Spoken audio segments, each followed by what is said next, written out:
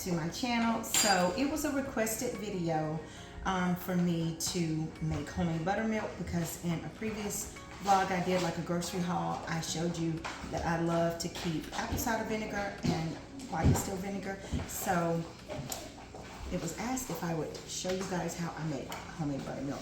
Buttermilk is one of those things that most people don't have a lot, or don't really need a lot of. You can buy it and use it for a recipe, and it'll just go in your refrigerator and just end up and go bad. But then there are some people that use buttermilk for different things. So I'm going to show you a way that I use it when a recipe calls for it and I don't have it on hand. I started this years ago when I was making, I can't remember what it was. It was something that called for buttermilk. I think it was like a cake or something, and I was just like, I don't have any buttermilk. And I was in the middle of just starting everything. I always do my dry ingredients first, and then I do my wet ingredients. And so when I'm looking on the recipe, I was like, I don't have buttermilk. What is a substitute for buttermilk, or how do I make homemade buttermilk? And so when I looked that up, and I said, really, that's all? I always have whole milk in the refrigerator, like most people. And so I was like, I always have distilled vinegar for cleaning and for recipes, so much stuff. So I just always make mine, and it's so inexpensive and it's so cheap, and you can store it in a container that's sealed tight, and it keeps up for 2 weeks. So typically a recipe always calls for like 1 cup of whole milk. And this recipe I'm going to actually be using in some buttermilk sweet potato pies. So I felt like, you know, this is perfect. Now I'm going to double my recipe because I'm making 2 pies, with actually 3 pies. But I'm just going to give you the ratio of what you'll need. So if you're making buttermilk, 1 cup and 2 tablespoons of white distilled vinegar. I know about 2 tablespoons. So that's it. Now, once you've mixed it, you'll immediately see it starting to curl.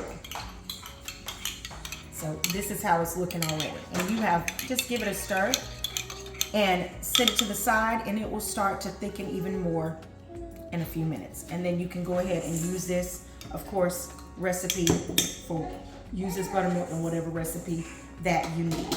And like I said, I'm gonna store this in a container, and it'll keep up to 2 weeks, and you're good to go. But I'm gonna use it whenever I start on my recipe this evening for my buttermilk sweet potato pies. So I hope that you guys stick around for this video. Guys, so let's get into what you need for these sweet potato pies.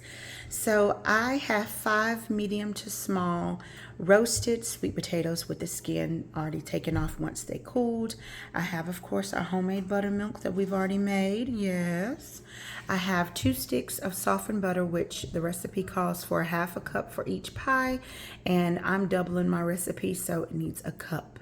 I have 2 cups of sugar, 1 cup of brown, 1 cup of white, 4 medium-sized room temp eggs.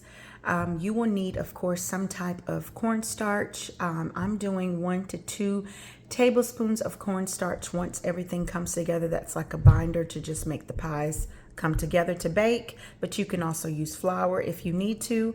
And for our spices, you'll need cinnamon, nutmeg. I'm using butter extract, but you don't have to. It just gives it, oh my goodness, a better flavor.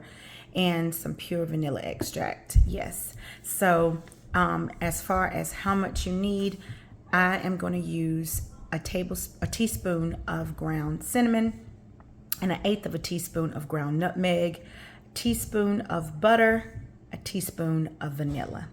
And we're going to get these pies made up. They will bake on 325 degrees for about 45 to 50 minutes. And also, I did not make homemade pie shells. No.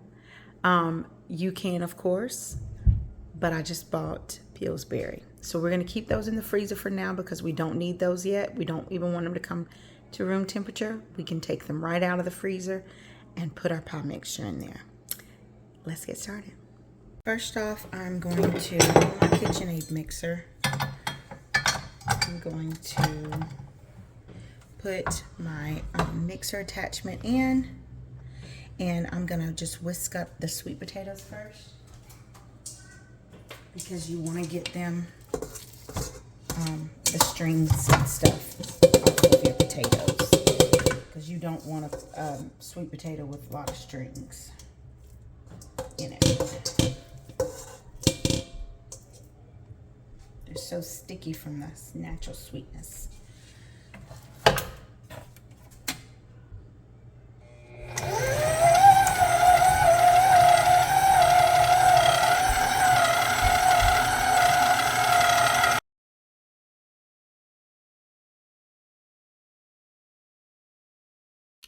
Now, guys, I'm just scraping the bottom and the sides just to get all the filling off the sides. Now I'm going to start adding all my ingredients to the sweet potatoes. This is how it'll look. I'm going to add my sugar and cream my sugar, and then I'm going to also add my butter and my spices and my eggs, one at a time, and make sure that you don't do like me. Just put your eggs, of course, in a separate bowl to do that, because it's just way easier. But yeah, so I'm just going to add everything in and mix it up for about 30 seconds just to make sure everything is well combined. And then I'll, of course, clean the sides and make sure everything is combined good. And then we'll add them in our pie shells and bake them on 325 degrees for 45 to 50 minutes. Enjoy.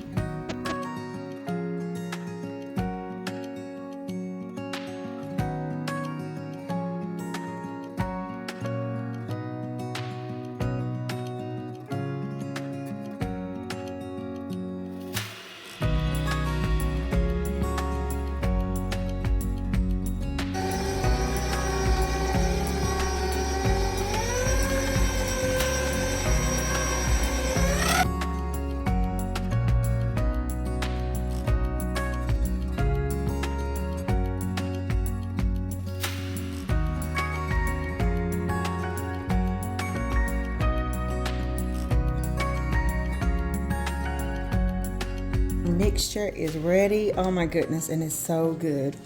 Of course, we've added eggs, so you know that it's not safe to taste anything with raw egg.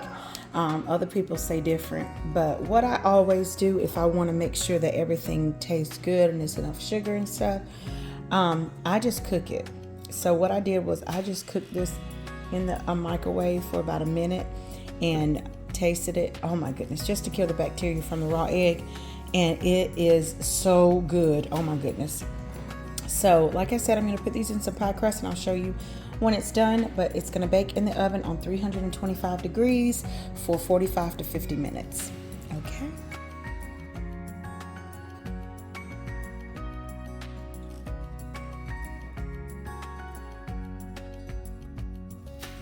So on to our next recipe, which is our beef pies. So I'm going to show you the ingredients that I'm using. You can use whatever type of meat that you want. You can use, of course, like shredded beef or whatever. I'm going to use 4 pounds of ground beef because I'm doubling the recipe. And whatever mixture is left over, I will probably add it to my rice or just save it for another dish, but I will need at least 2.5 pounds. So I have 4 pounds of ground beef right there. I have, of course, the empanada dough that I'll just fill everything with and fry it up. It's not giving me any baking instructions, so I'm pretty sure that you have to fry them. But if you make it homemade, I've seen them made homemade and they've been baked. So I have that. I just purchased it at Walmart. They just had it, of course, in the freezer section. So it was not a place that you cannot find it. You don't have to go to a specialty store for this. Goya serves just about every store there is. Right here I have fresh minced garlic. I have half of a yellow onion, some celery, and some cut up carrots. Right here I have 2 tablespoons of brown sugar, a teaspoon of cinnamon. Right here I have some chili powder, some paprika, some beef bouillon seasoning. I have some curry powder, some black pepper, and some cilantro. You can use fresh cilantro if you want, but I'm just going to use what I had, and it's going to taste amazing. And then, of course, right here is my olive oil that I will saute my vegetables in. I'm going to saute my vegetables first just to tenderize the carrots, and then I'm going to add the ground beef to it. And then we'll set it to the side and fill our pies.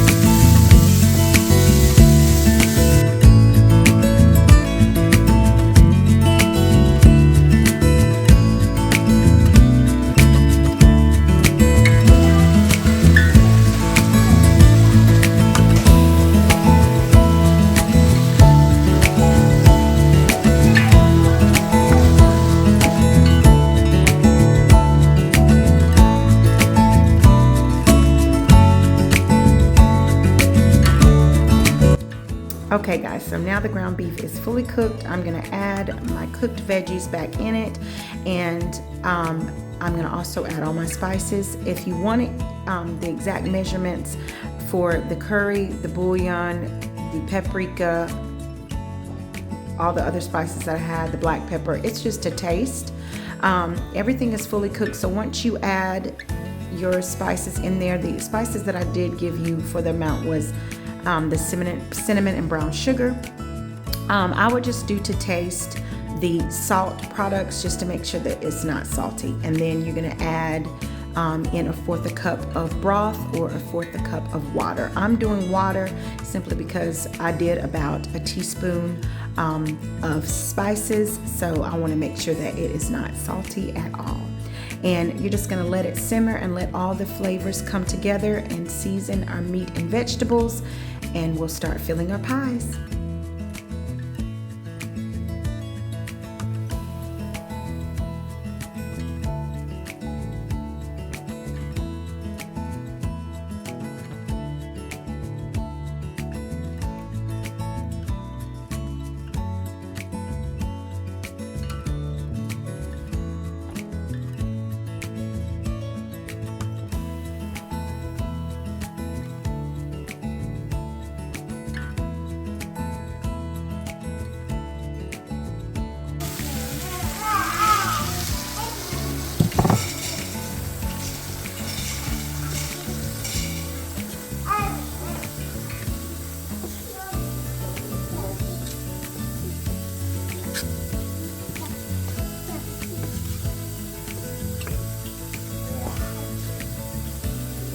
Our pies are out. They look amazing. They smell amazing. That's that little pie that he wanted with the crust. But everything smells so good. I'm gonna start filling these empanadas up. Our meat mixture, it is out, and now I'm just gonna start filling up this empanada dough with our meat mixture. It is so good. Now over here I added, like I said, there was gonna be extra beef, so when I rinsed it, I added beef, black beans to some jambalaya rice and a can of diced tomatoes. And so I'm gonna cover this and bake this in the oven. It's just 434 right now. And so once I get ready to start frying our empanadas up, then I will put this in the oven. Get everybody filled. Thank you guys so much for watching this video, Pie Day and how to make homemade buttermilk. I hope these recipes are helpful, and I hope you tried them. Please, and let me know if you try them. I would love to know your feedback. And give me a thumbs up, of course, and like and share. And of course, if you have not subscribed, please subscribe. And I'll see you guys next video. Bye. Okay guys, so now what I'm about to do is fill these pies up. Yes, this was a very fun experience. I've never made them before. I've been wanting to make them for a long time, but the only thing that I would not suggest for you to do is put little cute slits in here like you're gonna bake a pie. But other than that, it was so fun and they were delicious. They don't take long at all to fry, and they are definitely filling. The rice turned out delicious. Everybody loved it, and I served it on the side with a mango chutney because that is how I was given when I was inspired by this recipe from a restaurant called Bahama Breeze, and they were Jamaican meat pies. So yeah, so everything turned out well, and they literally take 2 minutes to cook. But yeah, like I said before, I think that you really enjoy these. My family sure did. But thank you guys so much for watching, and I'll see you guys next video. Bye. I guess it never hit you. Our conversation takes two, paying it some interest from time to time. Inside all that greatness and all of your adventures, you're all alone. Hold up, baby, I can't sit